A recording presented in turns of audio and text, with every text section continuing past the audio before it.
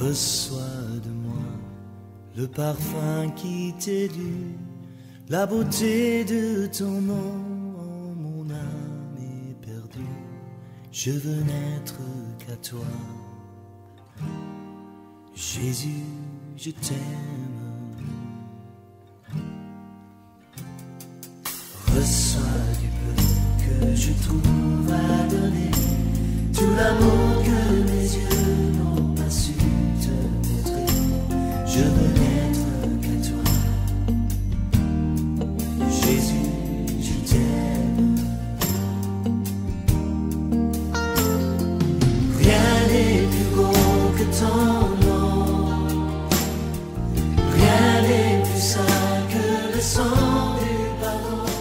Je veux n'être qu'à toi. Nous sommes toujours avec notre grand frère.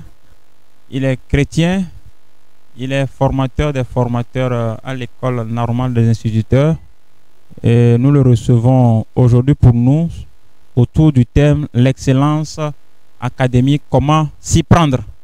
Nous venons de parler des élèves, les choses à considérer, ce qu'ils doivent faire pour que l'excellence académique soit une réalité, soit effective dans leur vie. Maintenant, du côté des parents, quelle peut être la contribution, l'apport, le rôle des parents? C'est sur ça que nous sommes. Il avait déjà commencé par faire son développement. Nous lui donnons toujours la parole pour des ajouts, des compléments. Oui, merci. Et donc, je disais tantôt que au-delà des moyens financiers que nécessite l'éducation de nos enfants, il faudrait un accompagnement des parents. Il faudrait que le parent sache si réellement, quand son enfant quitte la maison, il va effectivement à l'école.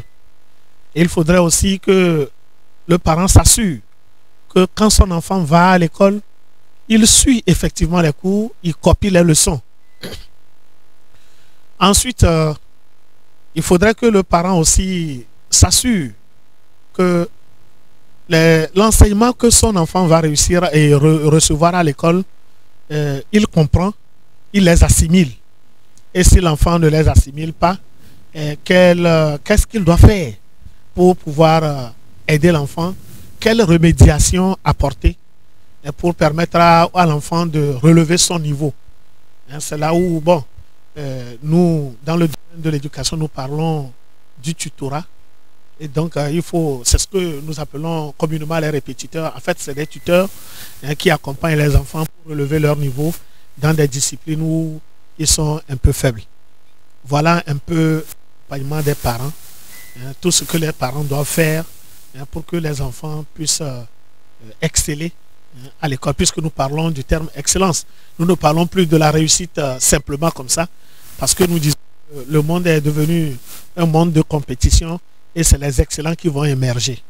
Donc, chaque parent doit faire un effort pour que son enfant excelle sur le plan scolaire. D'accord. Nous avons noté ceci, les parents doivent fournir les moyens, les parents doivent être en relation avec les enseignants ou l'enseignant de leurs enfants, doivent être en relation avec l'école. Les parents doivent également avoir un plan ou un programme pour leurs enfants. Et nous voulons poser toujours à côté de ça une question à notre orateur. Est-ce que quelque part le choix de l'école ou de l'établissement scolaire des enfants qui relève des parents, est-ce que cela ne contribue pas ou n'a pas aussi un poids dans la recherche de l'excellence académique? Oui, c'est vrai. C'est un facteur à ne pas négliger. Je pense que avant qu'un parent n'inscrive son enfant dans un établissement, il faut qu'il fasse une petite enquête préalable. Il faut faire une petite enquête. Est-ce que les enseignants qui sont dans cette école ont une qualification? Parce que n'est pas enseignant tout le monde, parce que l'enseignement, c'est un métier qu'on apprend. Et il faudrait que ceux qui enseignent maîtrisent le domaine d'enseignement. Donc, il faut faire une petite enquête et il faut voir comment est-ce que la rigueur dans l'établissement est-ce que l'établissement, à dehors des établissements officiels, si c'est un établissement privé, est-ce que cet établissement-là est reconnu par l'État? Est-ce qu'il a un agrément? Parce qu'il y a des écoles, entre parenthèses, qui ne sont pas reconnues et ce n'est pas un enseignement de qualité qui est donné dans ces écoles. Donc le parent doit faire une enquête préalable avant de pouvoir inscrire son enfant. Et s'il ne peut pas le faire, il peut passer par des proches pour s'informer, pour faire ces petites enquêtes-là. C'est tellement important avant d'inscrire un enfant dans un établissement. Merci beaucoup, orateur. Je vais ajouter ceci. Généralement, nous, parents, on se limite au fait que c'est l'école la plus proche ou bien c'est ce qui est moins cher. Et puis, paf, on ne voit plus les autres éléments. Donc, il nous demande de faire une petite recherche en termes de est-ce que l'école est agréée, est-ce qu'elle a reçu une autorisation d'ouverture, d'exercer, est-ce que les enseignants sont qualifiés. Donc, bref, on peut faire une petite enquête, faire des croisements et décider au finish. Merci beaucoup. Nous allons toujours continuer dans cette même lancée. Nous avons parlé du cas des apprenants, ensuite des parents. Nous allons maintenant voir ce qu'il en est du côté des enseignants. Ceux qui donnent la formation, ceux qui donnent les cours, qui les préparent, qui les donnent, qui font un travail en amont et en aval, qui sont au four au moulin, je dirais. Alors, quel sera leur rôle, leur contribution dans cette dynamique de recherche de l'excellence de la qualité? Oui, je crois que les enseignants constituent un facteur important aussi dans la recherche de l'excellence. Parce que, en fait, c'est eux qui donnent les enseignements, c'est eux qui forment. Et alors, il faut avoir un certain nombre de compétences pour pouvoir enseigner. Et aujourd'hui, c'est reconnu sur le plan international qu'on ne peut plus envoyer quelqu'un dans la classe enseigner s'il n'a pas reçu une formation. C'est pourquoi l'État togolais insiste beaucoup sur la formation des enseignants. Et donc, pour que l'enseignant puisse conduire un enseignement, il faudrait qu'il connaisse le programme et il faudrait qu'il connaisse les instructions officielles parce que c'est des garde-fous qui permettent à l'enseignant de ne pas déborder, de ne pas divaguer. Parce que, en fait, c'est l'État qui veut former ses citoyens et l'État a des objectifs. C'est pourquoi l'État a conçu un programme d'enseignement. Mais malheureusement, il y a certains établissements dans lesquels le programme n'est pas respecté. Les gens ajoutent des choses, ne serait-ce que pour attirer des gens.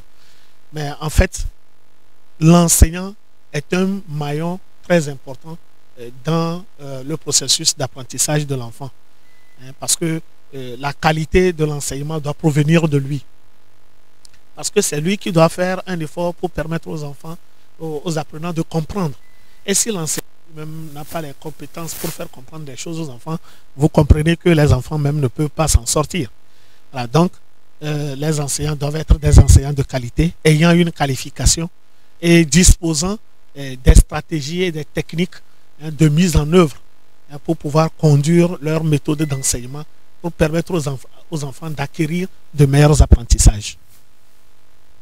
Merci beaucoup, merci beaucoup. Donc ici, ce sont nos frères et sœurs enseignants qui sont interpellés.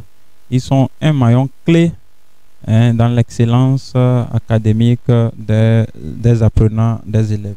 Merci beaucoup. Une autre question.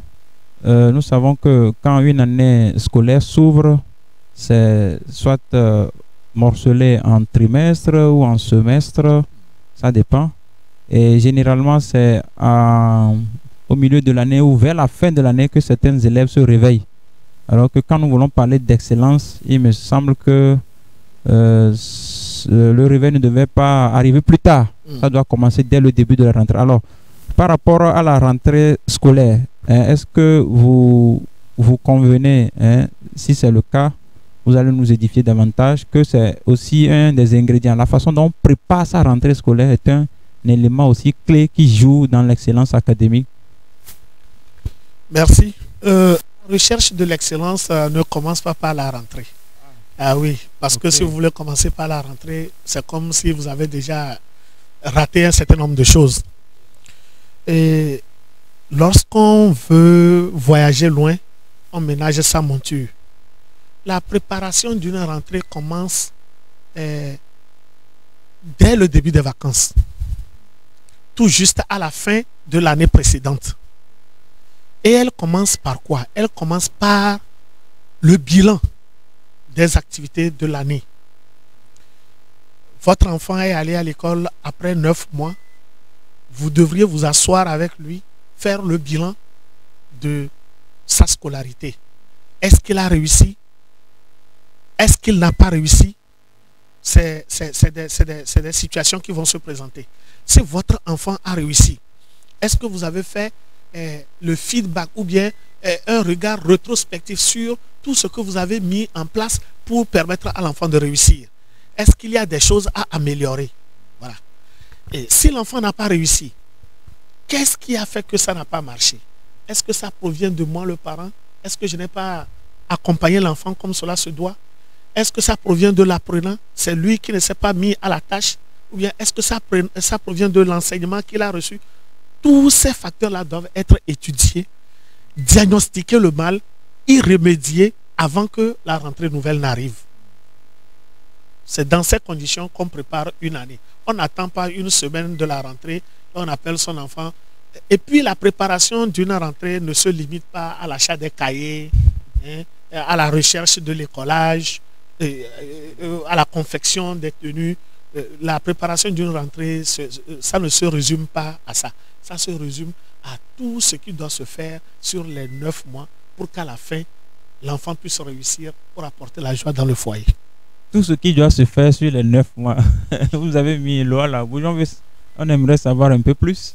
Voilà. Un peu plus. Oui. Parce que là, nous sommes sur le plateau. Il y a beaucoup qui nous suivent actuellement. Voilà. Et qui certainement veulent savoir davantage pour que cette année, ou à partir de cette année désormais, que ce soit non seulement une simple réussite, mais que ce soit de l'excellence sur de l'excellence, en tant qu'élève, en tant qu'étudiant, en tant qu'enseignant. Merci. Et je disais tantôt que une année se prépare à la fin de l'année écoulée. Et si j'ai réussi, quelle est la classe prochaine que je vais faire? Alors, je dois commencer par chercher des informations par rapport à cette classe. Il ne faut pas être surpris à la rentrée. On vient dans une classe et c'est là où on commence par découvrir c'est ceci qui m'attend, c'est ceci qui m'attend. Non, on appartient à une société. On a des amis. Celui-ci a fait la classe avant moi. Maintenant, l'année prochaine, j'ai réussi. Je vais faire telle classe. Je peux m'approcher de mon camarade. Ok, je rappelle que nous sommes toujours sur notre thème, l'excellence académique, comment s'y prendre. Et pour aujourd'hui, nous recevons pour vous notre grand frère, notre aîné. Il est aussi chrétien. Il est formateur des formateurs à l'école normale de l'instituteur. Il est spécialiste en technique de pédagogie active. Et la question suivante que je vais lui poser, et je sais que vous êtes nombreux à nous écouter, vu que nous sommes à quelques jours de la rentrée scolaire, comment est-ce que, en tant qu'élève, apprenant, étudiant, parent d'élèves, nous devons nous prendre pour préparer la rentrée? Et je précise qu'il venait de dire que la préparation de la rentrée commence depuis la fin de l'année précédente. Dès la fin de l'année précédente, on doit s'asseoir pour faire le bilan, voir ce qui a marché, ce qui n'a pas marché, faire des projections pour l'année nouvelle. Alors, la question est là, comment préparer la rentrée? Oui, je disais donc que pour préparer la rentrée, il y a des aspects qu'il faut considérer. Et dans un premier temps, après le bilan, il faudrait, de concert avec son enfant, décider de la conduite à tenir. Oui ou non, l'enfant va continuer dans l'établissement qu'il avait fréquenté. Ça, c'est un aspect qu'il faut discuter. Si l'enfant doit changer d'établissement, quelles sont les démarches qu'il faut organiser ou entamer avant la rentrée? Tout ça doit être discuté. Quels sont les moyens qu'il faut maintenant mettre à la disposition pour que l'enfant puisse continuer correctement ses études. Donc, tous ces aspects, en dehors hein, des tenues à construire, parce que bon, si l'enfant doit changer d'établissement, il faut penser à une nouvelle tenue. Voilà. Si l'établissement est éloigné de la maison, il faut penser aux moyens qui doivent permettre à l'enfant de se déplacer pour aller facilement, aisément, pour ne pas se fatiguer. Parce que quand l'enfant se fatigue, il ne peut plus apprendre. Le sommeil prend le pas. Donc, toutes ces discussions doivent être entreprises et qu'un consensus se dégage. Hein. Et je rappelle que la plupart du temps, les parents et leurs enfants ne s'entendent pas. Le parent dit, c'est moi qui donne les moyens, c'est moi qui exige ci, c'est moi qui exige ça. Et l'enfant ne dit rien. Or, quand l'enfant ne dit rien, il accuse le coup. Ça se répercute sur le travail au cours de l'année. Donc, je voudrais prier, nous les parents, de discuter avec nos enfants. Et quand l'enfant fait des propositions, il faut les analyser, il ne faut pas les rejeter comme ça. Bon, c'est le principe des Africains, on ne considère pas ce que l'enfant dit, mais je pense que les choses ont évolué. Maintenant, les enfants ont de bonnes choses qui peuvent nous aider hein, à gérer nos familles. Donc, voilà à peu près toutes les dispositions qu'il faut prendre. Et il y a un aspect ou un facteur qu'il faut aussi considérer, c'est le premier jour de la rentrée. Et on doit tout faire pour que le premier jour de la rentrée, l'enfant trouve une place pour s'asseoir dans une classe et commencer. Mais quand le premier jour de la rentrée, l'enfant ne trouve pas de place, il est dehors et les autres sont dans la classe, il y a déjà un déséquilibre. Et ça, c'est psychologique. Même si après l'enfant vient, on lui cherche une place dans la classe, il a déjà accusé un retard par rapport aux autres. Le travail psychologique, c'est-à-dire que comment il devrait entamer l'année, il y a déjà un faux pas. Donc, ce n'est pas, il ne faut pas attendre une semaine de la rentrée ou quelques jours, ou bien le jour de la rentrée, avant de se pointer dans l'établissement pour dire je suis venu pour chercher la place à mon enfant. Il faut tout faire, il faut entamer toutes ces démarches-là pendant les vacances pour que le premier jour de la rentrée, l'enfant puisse être dans la classe et commencer par suivre les cours. Merci beaucoup. Merci beaucoup. J'espère que nous, auditeurs, internautes qui sommes câblés, qui sommes à l'écoute, en train de nous suivre, nous sommes en train de recevoir beaucoup de choses. Peut-être que par le passé, nous avons des façons de faire, d'accompagner nos enfants, ou nous, en tant qu'apprenants, nous avons des exigences à l'égard des parents auxquelles nous n'avons pas toujours satisfaction.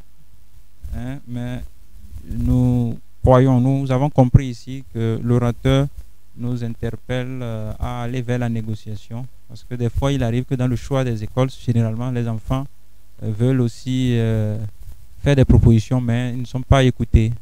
Les parents s'imposent parce qu'ils disent c'est moi qui paie, c'est moi qui vais prendre ci et ça en charge, et finalement, ça n'arrange pas les apprenants.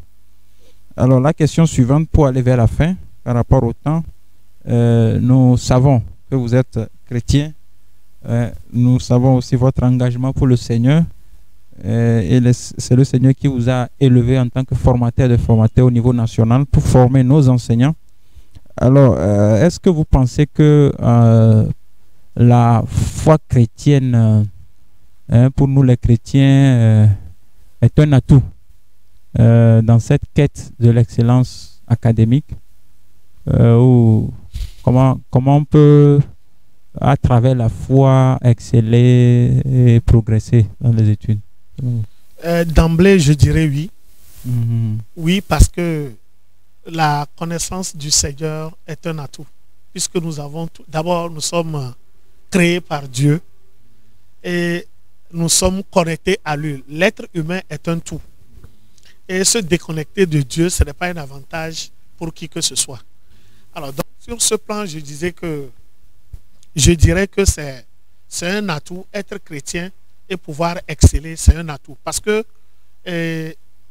non seulement nous recevons des enseignements à l'Église qui nous aident pour que nous puissions réussir dans nos études, la prière, la sollicitation du Saint-Esprit est un atout dans la réussite. Je me plais souvent à donner ce petit exemple qui me concerne. Et je préparais un concours et ça coïncidait avec la semaine des pasteurs dans cette église. Et un diacre m'a appelé pour me dire, bon, que on te sollicite pour animer une étude à l'occasion de la semaine des pasteurs. Or, j'étais en examen. Je ne pouvais pas refuser. Et je savais que la veille, le jour où je devrais animer cette étude, le lendemain, j'allais passer les épreuves de ma spécialité. Et on vous donne 5 épreuves en même temps. Et quand vous rentrez à 7h30, ça midi 30, vous sortez. Vous traitez les 5. Et bon, je suis allé devant le Seigneur. J'ai dit, Seigneur, je ne suis pas prêt pour la journée de demain, mais on me demande un service, c'est chez toi, à l'église. Comment faire? Je ne peux pas refuser. Bon, ok, Seigneur, je vais aller animer l'étude, le reste. Donc, je suis venu ici animer l'étude. Je suis reparti à la maison à 20h. Je me suis couché le lendemain, je me suis présenté. Je n'ai même pas ouvert le cahier. C'est la botanique. Ça concernait la botanique. Donc, je n'ai même pas ouvert le cahier. Je suis parti. Mais est-ce que vous pouvez imaginer que c'est dans cette matière que j'ai eu plus de notes pour combler et j'ai comblé les autres matières? Je n'ai pas ouvert le cahier. Et on m'a donné l'épreuve. J'ai dit, bon, Seigneur, tu sais que je n'ai pas appris. Je ne connais pas. Hein. Bon, aide-moi. J'écrivais seulement. Je ne savais pas ce que j'écrivais, mais j'écrivais seulement. Mais quand les notes sont arrivées, c'est là où j'ai eu la meilleure note. Bon, ceci, ça ne voudrait pas dire que j'exhorte les gens à ne pas apprendre et à aller réussir. Non, ce n'est pas ce que je voudrais dire. Je voudrais dire qu'il n'y a pas d'incompatibilité entre servir le Seigneur et exceller dans ses études. Il y a plus à gagner lorsqu'on est dans le Seigneur. Il y a plus à gagner dans ses études. Parce qu'il y a beaucoup de choses que nous apprenons à l'église, mais qu'on peut mettre en œuvre dans nos études à l'école. Il y a beaucoup de choses. Donc, il n'y a pas incompatibilité. Ceux qui pensent que parce que je veux me consacrer à mes études, je n'ai pas le temps pour servir à l'église, peut-être que je suis membre de la chorale ou je suis membre d'accueil, je ne peux plus faire cette activité parce que je prépare mes examens et autres. Avant toute chose, c'est Dieu qui donne la réussite. Nous pouvons tout faire, c'est Dieu qui donne la réussite. En tout cas, moi, c'est ma foi qui me permet de le dire. Peut-être quelqu'un d'autre peut dire, non, c'est ça, c'est son intelligence qui le permet. Bon, peut-être lui, c'est sa conception. Moi, ma foi me permet de dire, au-delà de tout ce que nous faisons, c'est Dieu qui accorde la réussite. Imaginez un seul instant, vous pouvez refuser le travail de Dieu, vous préparez, vous allez apprendre jusqu'à 4 heures du matin, le temps d'arriver dans la salle de l'examen, vous pouvez avoir un accident. Vous ne pouvez pas aller composer. Vous pouvez avoir des maux de tête et ne plus aller composer. Mais qui donne la santé? C'est Dieu qui donne la santé. Qui protège au cours de nos déplacements? C'est Dieu qui protège. Donc, avant toute chose, mettons Dieu à sa place et en dehors de ce que nous pouvons rendre comme service à Dieu, demandons à Dieu de nous accompagner dans nos études et Dieu le fera. Merci beaucoup, merci beaucoup. Vous avez anticipé un peu sur l'autre question que je voulais poser pour aller vers la fin. Celle où il y a des parents, leurs enfants font des efforts par rapport aux études bibliques dans la maison de Dieu, par rapport au service dans la maison de Dieu, mais les parents pensent que ils le font de trop. Et ils disent, niet, tu ne vas plus aller cette fois-ci au programme de l'église, reste à la maison pour étudier. C'est dans ce sens que je voulais poser la question. Vous avez anticipé un peu, mais peut-être que vous avez encore des ajouts à faire. Oui, je crois que... Et j'ajoute en même temps la dernière où on se cache en Dieu pour paraître. On se dit que, bon, mon Dieu, c'est lui qui accorde la réussite, il le fera, il va me bénir, et même si je suis juste, c'est déjà ça, il me fera réussir. Quel est votre avis sur la question? Oui, je commence par la fin. Je pense que ceux qui pensent comme ça, c'est mal connaître Dieu. Dieu lui-même a travaillé. Et donc, je ne peux pas penser que Dieu accorde tout le plus facilement possible.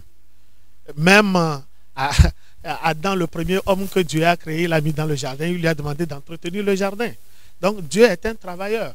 Et je ne pense pas que quelque part dans une maison de Dieu, où la parole de Dieu est réellement enseignée, qu'on puisse faire comprendre aux gens qu'ils peuvent tout avoir sans effort. Ça, je crois que ce n'est pas la pensée de Dieu pour l'homme.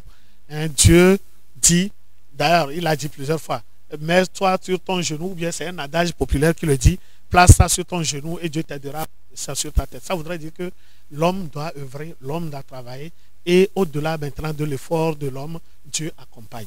Voilà. Donc, sur ce plan, je pense que ce n'est pas bien de penser ainsi. Et puis, je lance aussi, pour répondre à la deuxième question, je lance un appel à tous les parents, à tous ceux qui nous suivent à travers cette émission, de comprendre que aller à l'école et servir Dieu, il n'y a pas d'incompatibilité.